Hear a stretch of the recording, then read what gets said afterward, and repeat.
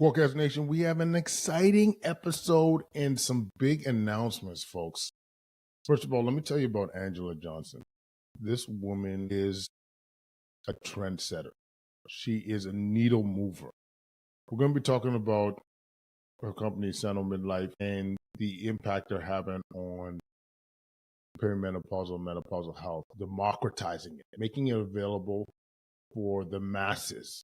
Because you've heard me say many times, this is an underserved population that has been mistreated and misinformed, and it's a new era where we can make sure the women get the appropriate treatment for their perimenopausal symptoms, the treatment that they deserve. And SanoMidlife is that catalyst. It's that virtual format that leverages practitioners and AI to be able to provide the best care possible for the masses, so for the women out there that are having their symptoms. And to me, it's beautiful. The passion that she has. I got to meet her at a panel discussion we had out in Halifax, and it was on AI, and her insights there were great. The insights in terms of perimenopausal and her personal experience with it. And what I love too, and she's a fellow Albertan. You're going to notice this about Alberta folks. We just get it done. We don't sit on the sidelines, folks. We get her done. And so this is really exciting. In fact, so excited when I heard Angela speak and learn about her company that we're officially partnering with SanoMidlife. So you're going to see in the captions, in the show notes, that Guyada is an official partner with SanoMidlife. So SanoMidlife folks will be able to get discounted Guyada products, protein powder, collagen, magnesium, fish oil, and just as importantly, podcast listeners, if you want to experience SanoMidlife yourself, use the links in the caption. You'll get 10% off as well. And I'm so proud to be partnering with these guys because they're changing the boogie, because the boogie's got to change, yo. It's precious. It's precious. You know what I'm saying? I love it. And fellow Canadian, fellow Albertan, collectively doing our best to address an issue that has been too overlooked as far as I'm concerned. So without further ado, CEO, trendsetter, speaker, panelist, Angela Johnson. Let's go. Kwadcast Nation, listen. This has been something I've been looking forward to for a long time because, as you know, we have covered a lot when it comes to women's health, specifically perimenopause and menopausal health in our women. And today, we have a change maker here. Angela Johnson, CEO of SanoLiving. And the reason I'm excited is because she's walking the talk, folks. She's actually changing the landscape within our country. So, number one, Angela, thanks for joining us. I'm glad to be here. Absolutely. So, why don't you inform us a bit on your story? Because it's not conventional, like in terms of why you created a company to try and address some of these issues that have been so challenging to address. Well, it starts with my own personal health and the fact that I happen to be a woman career-wise, started in tech. Well, actually, my undergrad went to McMaster and did neurosciences and biosciences. Ended up in tech, not in pharma, where I thought I'd be, but I ended up in tech. And then personal situation, I grew up on a farm, so entrepreneurship was always in my bones, I think, as a farm girl. Where did Alberta, just like you. Did we have this conversation already? Did I know you're an Alberta girl? Yeah. I'm from just Didsbury Olds area, from a farm in that area. Olds? So. Oh, do you know the Bell family? If you ask my mother, I'm sure she would. My prom date, Wendy Bell. She was from Olds, Alberta. So, and my dad was a manager of a farm safety program. So I went through all parts of Alberta. I knew I loved you for a reason. I knew it. Wow. Yeah. So that led me to starting a company while I was in my career at IBM, and I did both of those things for a while. And while I was in my career at IBM, before I started my last business, I had really rough perimenopause, and when I mean rough, but I had no clue it was perimenopause. I would lay down a towel on the bed instead of sheets. And then I would have a towel on top of me. And then I'd have another set of towels on the other side of the bed. So my husband moved out. He couldn't live with it. There was no way it would work. So he moved in a different bedroom and I had the full bed to myself. And so halfway through the night, the towels would be soaked. And then I'd roll over and I would use the next set of towels. And then I'd wake up in the morning going, wow, that was a rough one. And then off to work I'd go. And it wasn't until probably 6 years later, I found my way to a gynecologist in Ottawa, of all places, who helped me with some other gynecological problems I was having. And then he said, by the way, you don't have to suffer with this perimenopausal symptoms. I'm like, what are you talking about, perimenopause? Like, I'm 42 years old. And he's like, no, this is real. So this was at a time when there were doctors, who just didn't know what menopause was and stayed clear of it because of, the Women's Health Institute study and the poor interpretation of it, which has been well clawed back since, but still lingers on to this day. So then I left my job at IBM, went full-fledged into my career, and I thought, I'm postmenopausal. I don't need this stuff anymore. And I quit it cold turkey. Was that a bad mistake? I went full-fledged in the sweats, but then it was also the hot flashes. I had I was depressed. I'm a woman that gets up and gets stuff done. And I was like, I don't need to get up. And I would sit and play bridge on my phone all day long, like literally. And I had joint pain. I was getting sodium hyaluronate injections and cortisol injections because I thought it was that. No, when I got back on HRT, I haven't needed it since. So it just is this bringing of the ears. I had that too, it's just these randomized symptoms. And so when I got back on the HRT and I was feeling good again and I was back to myself, I was like, maybe I need to look at what's going on in the world. And I realized that in the UK 10 years ago, there were companies out there supporting women, giving them a virtual digital health solution that then they would work with in-person care, because you can't do women's health entirely digitally. And I was like, well, why don't we have this in Canada? And I just said, that's it. Back to work I go. And Let's so go. in April of last year, we kicked off again. This is amazing. And honestly, I'm sorry you had to go through all this to land here, but I think this is what's making your story and your push so powerful, because you're going full steam ahead with SanoLiving and its impact. And as someone that has seen what you were describing in terms of symptoms, I know many of our listeners are going through that. I've seen it in my own house. I've seen it with my employees at work. Having that validation, but also providing them with tools to address this is magical. So tell us, so you decide you're going to launch SanoLiving, and what could people expect through your company? Well, so what I learned in my experience of my years with the last company and the work we've done is that women, as a woman, what I believe, and I'm talking to others, what really you need to focus on in women's health is there's a big education element to it, but there's also coaching and mentoring and support. There is a need for navigation, knowing where do I go, what resources do I really need to optimize my health. And for women's health, especially in the menopause, perimenopause through to postmenopause, it's really important not just to have the medications, but to have focus on your diet, focus on your sleep, your meditation and mental health, focus on exercise, so critical for osteoporosis and your pelvic health floor and your bladder control, all those things. It is a holistic thing that we need. It's not just one thing. And every woman's journey is unique. What my symptoms are not going to be anything like another woman's symptoms. So they need this whole program that can support them. And that's what we opted to build. So you get navigation, you get coaching, mentorship, you get education, you get peer groups where you can talk to other women that are going to similar challenges. So women that might be cancer survivors, they have very different needs and different things they need to explore and discuss and share of lessons learned than a woman that's postmenopausal and still has everything intact.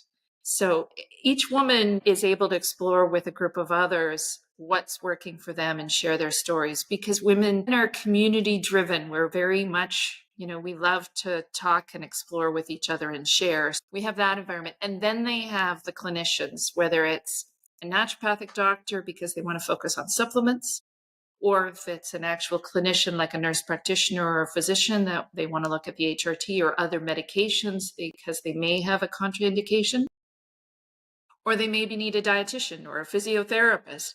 They can get it through us. We can support them to get all those resources. Incredible. And one thing I want to reinforce what you said, Angela, was the concept of like personalizing the approach, the having not a cookie cutter approach to the management of perimenopause and menopausal women. Every woman's going to have different needs, and they're going to be in different stages of their journey. But it's nice that they could come to a platform where their needs can be met. And it's so holistic too, Angela. Like I really appreciate what you said too about the non-pharmacological and the pharmacological options. And I mean, we covered this a lot on the show. There's a lot of things that we should be doing that can improve the overall picture. So weight training and thinking about your protein intake, aiming for 30 grams per meal, as many people would say, managing your sleep, thinking about the alcohol consumption, like all these motherly ideas and concepts, but they can make a difference. And so I'm curious, when people jump on Sano Living, like in terms of the process, like is it an onboarding?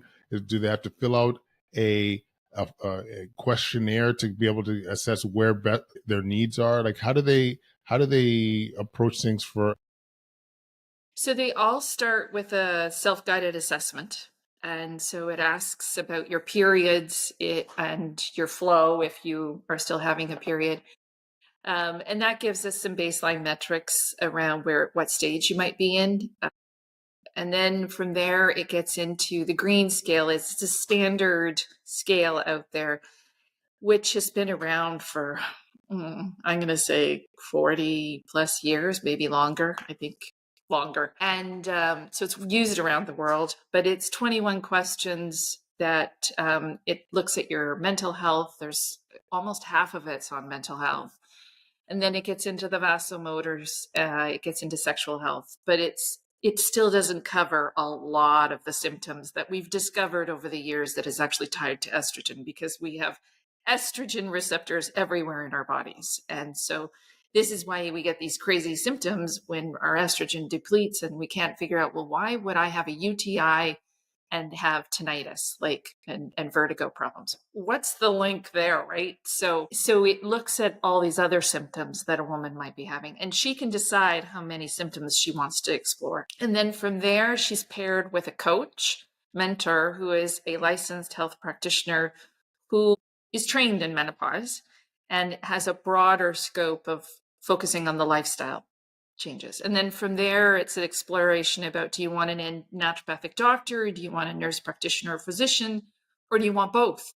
And some opt for both, right? So it's building that team that you need and then navigating out. Maybe they haven't had a mammogram or a bone density test or a pelvic floor exam, because a lot of us haven't been getting those either.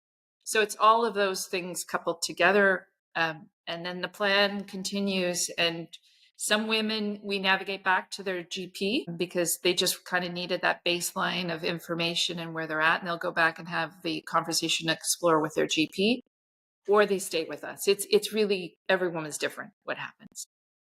Incredible. And in terms of using some of the tools to be able to make those assessments, like you and I we moderated a talk.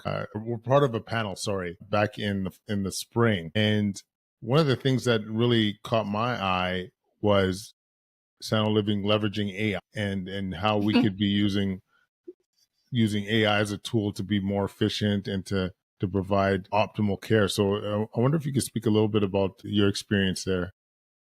Yeah, so we have a virtual health assistant called Sano. So that's the AI assistant.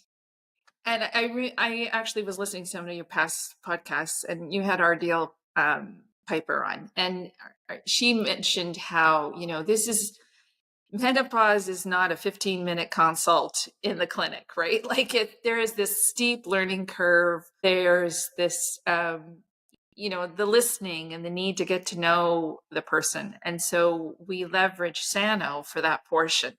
So a woman can come on and ask it any question, and it really intimate stuff because there's no judgment. It's a machine. And we find that, some of the craziest questions come out of it. But so it's a great place to learn. And where we're headed, though, is that we really want to link it to our EMR and to wearables so that it can really become more of an assistant. So I envision a day, and this, I keep telling my team this, I think I say it at least once a week. I want it to be able to, if a woman's having a hot, night sweat, and let's say her ring senses that she's having this temperature gauge, and then it senses, oh, she's awake.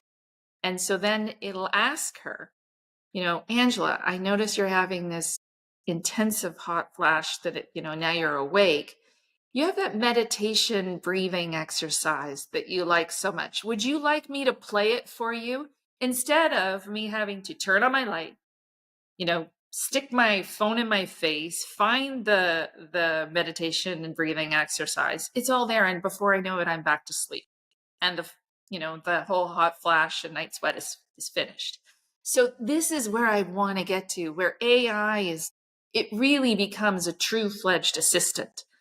It's got insights, it's got knowledge, and it pairs it all together, and it knows you with the personalization. That's what works for you. And I know when you need it to work for you. That is a personalized assistant. So we mentioned this in the intro, but Angela is doing a presentation at our Innovation Day, or Lionheart Innovation Day, talking about how AI can really improve physician wellness. But in this specific example, which indirectly affects physician wellness, we'll talk about in a second. But damn straight, this is where we should be going. That connection with leveraging AI and all this technology to have that personalized approach and give that feedback. It's just the tech is coming. It's obviously things aren't always perfect at this stage, but I love the vision. I love the vision of using all the stuff that we're doing already. I mean, I don't know about you, if you're an Aura person or an Apple Watch person. We're all wearing these devices. We all have our phones.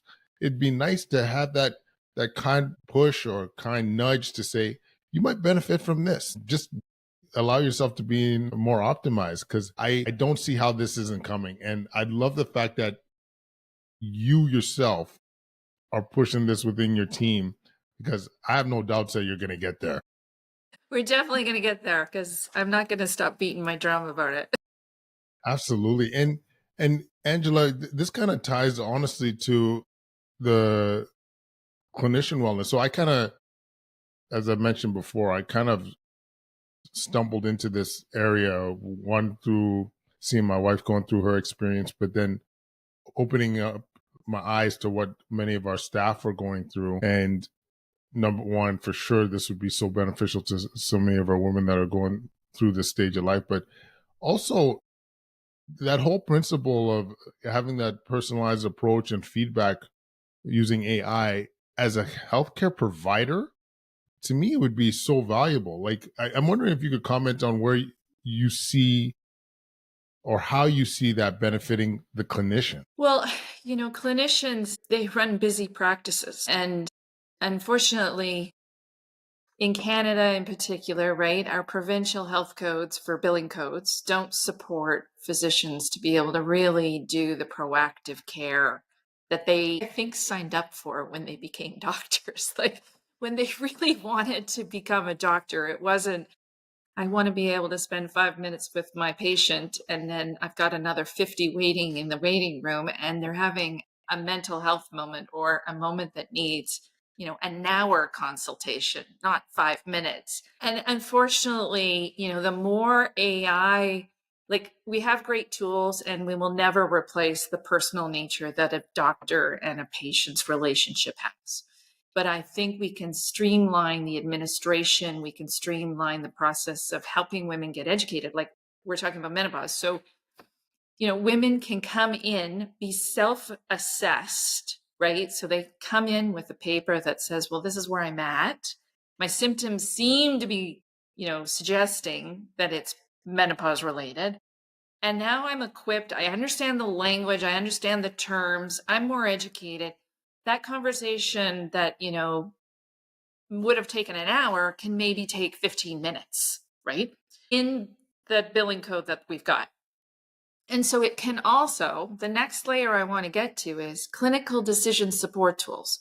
So I'm an ex-IBMer, and IBM was in AI 30 years ago. Like with the Memorial Sloan Kettering, we were doing clinical decision support tools for breast cancer, lung cancer, right? And it was AI. You basically map the processes, you built the algorithms, and then you train it based on clinical research studies. And, clinicians that are maybe not in a dedicated cancer center like Memorial Sloan Kettering, that is a full research dedicated large conglomerate mammoth of a hospital, those people, even they can't read all the research that's coming out, right? And stay current, whereas a machine can. And if you can teach it on the latest and greatest, and then it iteratively learns and improves, and you can drill into, well, wait a minute, I don't trust that answer. I'm not prescribing what you're suggesting until I find out the real source, right? That's where I want to get to with, helping clinicians, equip them with having the confidence to treat menopausal women. Because unfortunately, at university, in med school, and in residence, they only got a fraction of a few hours on what menopause is, let alone how to treat it. And then we have, the fact that we've got the Women's Health Institute study that was in 2002. And, we have a mammoth press conference about how it causes cancer and blood clots. But since then, we've had multiple iterations of the Women's Health Institute report. You know what? We're clawing back those findings. We've re-looked at the data. We've been following women out of that study, and we realized we got the interpretation all wrong. No press conferences about that. So we have clinicians still believing that it causes cancer because they just said, I'm not touching that with a 10-foot pole. And so what we need is tools like this to help us quickly get there and, make up for lost time, I believe. I couldn't agree more, because the lag behind us as clinicians and physicians being more attuned with the latest and greatest data, there's always a lag, not only about the awareness, but also the change in practice. So to have that nudge, AI to be able to have that nudge to say, hey, this is an evidence-based approach that we would suggest as a decision tool, would be luscious. And I just think it's one of those things that we shouldn't be waiting for med school to catch up on, because this, honestly, from my humble experience, that's a decade away. It really is a decade away.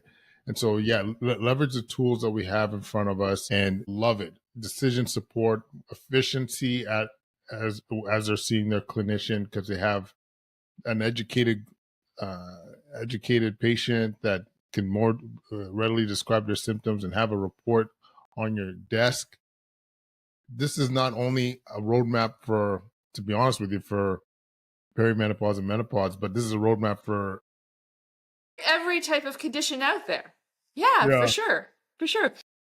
But can you imagine as a clinician, if you had such a tool, how you could then transfer that time towards bonding and having a human connection and conversation with your patient? Like, you really are able to get back to the grassroots of why you got into medicine in the first place, right? Having those supporting admin tools to get that all for you, right? I think it's exactly, I really believe we can't look at AI, especially in medicine, as replacing clinicians, because we are so desperate to have them. We have so few. that the tools that are coming will just empower them to be so much more effective and so better. That's a great way to put it. And I do think there's a lot of physicians that see it as a threat. And to me, it's like you said, you have more time to do the things that you got into medicine for. Like, I don't want to fill out a form ABC. I would rather hold your hand and walk you through a tough decision, just really get to know you better and what your fears and what your values are, and help you navigate your healthcare journey. And Yeah. yeah. And then to fill out all these forms and to, like, I mean, I don't know about you. Like, I hate it when I'm just having to talk about some of my health issues, and the doc is just staring at the screen, typing away or whatever. Like, you know what I mean? Yeah, I've had 9 bouts of diarrhea. Like, like it feels so impersonal. Like, I don't know. Like, I just, like, look at my face, okay, just for a second. But Yeah. Yeah. but Back yeah, turned to you and pounded away on the keyboard. yeah, Yes. yeah. No, I'm all about this. So just to be clear for folks too, can anybody tap into Sano Living? Do you need a referral? Like, I just want to make sure that people, because they're going to, after this, I'm going to say it wholeheartedly and with confidence. There's going to be an influx of people going to this website and checking this out. Our most popular episodes in the last year have definitely been on this issue. Oh, that's great. Absolutely. So how do So people tap in? anybody can come to us. So we were focused just on B2B and so business to business, so insurance. So my passion is getting it into workplace benefits. That's my background. The last company I had, so it was very much about that. And I want every woman to have it in their benefits. But why do we have benefits that are structured to men's health? There's nothing in it for our unique health needs. So we need to do that. Did we just lose my You're my still sound? here. No, you're No? still here. You're good. Okay, we're back. Yeah. So I'll start that again because I lost you for a minute. Yeah, no, I've lost you. We're going to get out of these just a second. I don't know why they did, but they did. I can hear, in case you're wondering, I can hear you fine. Beep, beep. That could really change the sound though because I went with the internal speakers. You're okay? Now I can't hear you though. Shut. Yeah, I can hear you now. Okay, good. What was that question again? Can anybody use it? So yes. Yeah. So yes, anybody can come to us. We were initially just focused on business to business, where I was really about every woman should have access to something like this in their workplace benefits. Today, 50% of employees, are women, but we have benefits that are really male, generic, but we have unique health needs and we need unique health solutions for us, and that we don't need accommodations at work. What we want are just solutions that we can go get access to the care we need so we can go on to live the lives we designed, which includes at our peak earning years being working at our best so that we can bank as much for our retirements just like anybody else.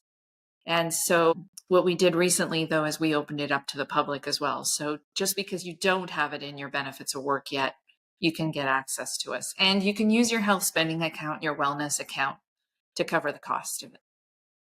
Amazing. So just to be clear, folks, you don't have to, it's no longer just B2B. You could just tap into Sound of Living and tap into the excellent service and teams and navigation and tools and education that Angela and her team are providing. And I gotta say, there's nothing like this in this country. This is why I was hyped behind this, guys. We Yeah, are and we're in every province and in both French and English. So if doesn't matter where you are, you have access to it. And the thing to find it is it's called SanoMidlife.com. That's all you got to type in is SANO and then mid and then life.com and you'll find us. Listen, there is in this country nothing like this. And this is why on this show, we bring change makers. We're talking about changing the landscape of healthcare within our country. This is what Angela and her crew are doing, guys. So check out the website.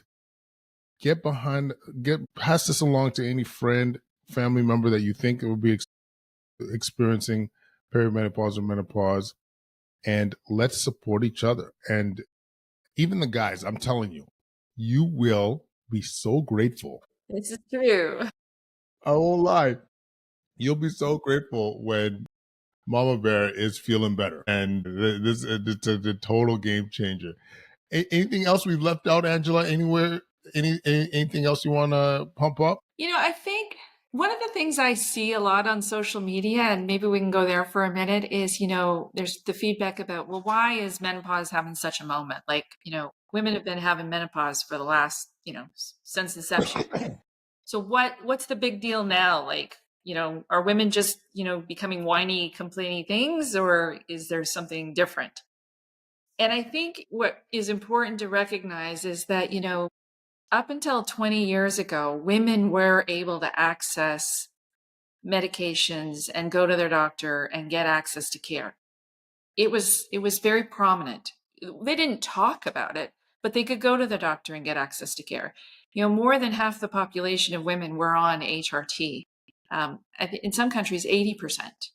But that Women's Health Institute study put the fear of God into everyone when the press conference happened. And so we've had 2 decades of women that haven't had access to such care. And that's what's happened and we're in the workplace, and we also have social media, and we're able to communicate more quickly, more timely. And so women are sharing their stories about how they're being left behind and dismissed. And they're saying, but why do I feel like this? And my mother didn't. And this is where we're finally having a moment, and we're talking about trying to claw back to 20 years of lost opportunity for a lot of women. And I feel terrible for those women that, they really suffered in silence for a long time. So yeah, I'd like to make sure we talk about that.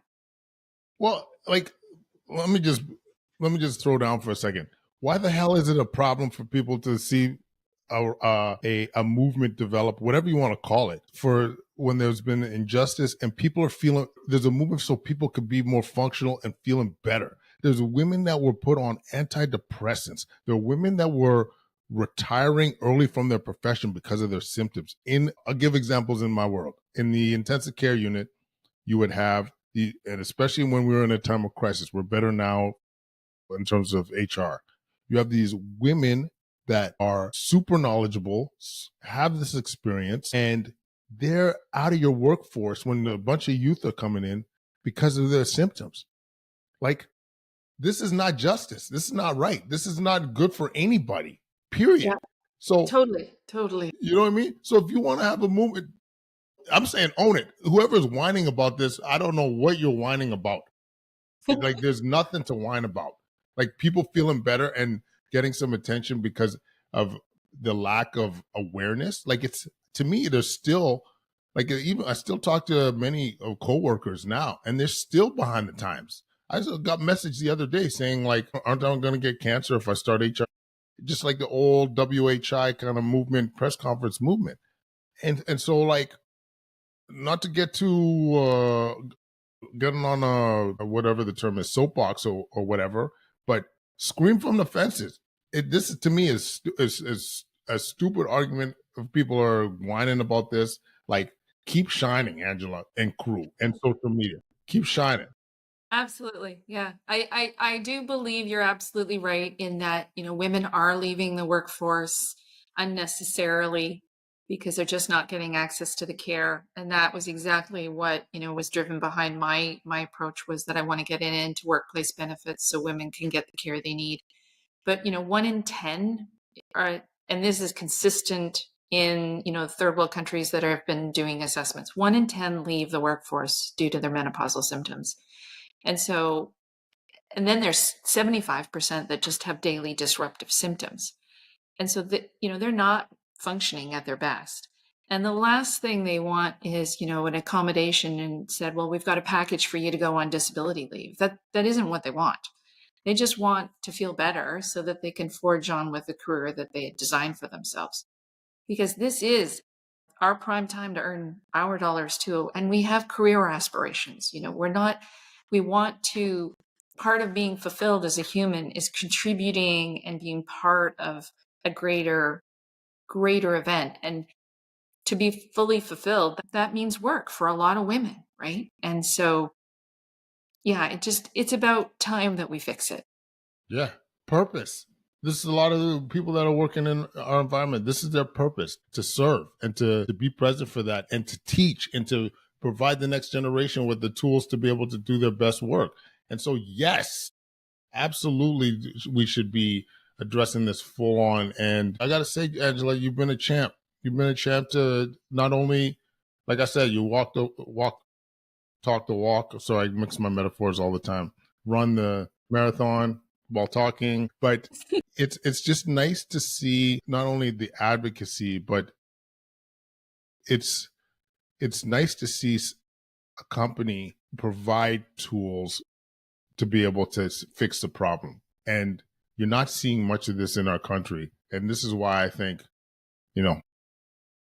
we're about 5 years deep in this in this podcast, folks. And I don't know if you've heard me pump up someone's tires like this, but it really is something pretty spectacular what Angela is doing. So I really appreciate you coming on the show. Well, I appreciate you having us because, the more we can get the message out, the better. Amen. All right. Thanks again, Angela.